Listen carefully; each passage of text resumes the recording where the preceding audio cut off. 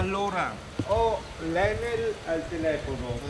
Mi ha detto se vi metti una cassetta provvisoria, se ve ne prolunga qua per poter fare l'allacciamento. Non è bastata l'esondazione patita domenica pomeriggio. Territorio di Follina nuovamente colpito ieri sera a tracimare il torrente Vallalta dopo il violento nubifragio che si è abbattuto qui a Cison e Tarzo. Terreno già a fradicio d'acqua che ha ceduto in più punti per le strade colate di fango fino a case, giardini e scantinati alla Bella e Pedeguarda. Nelle zone di collina frane e smottamenti tanto da interrompere la circolazione verso Rolle. In 20 minuti un pluviometro da 100 mm si è riempito e è andato anche oltre.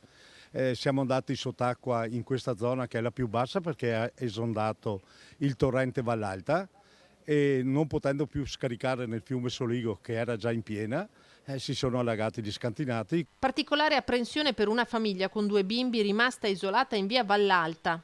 Ieri sera c'era una situazione precaria nella Vallalta in cui abbiamo dovuto far evacuare una signora con 2 figli, di cui uno un neonato.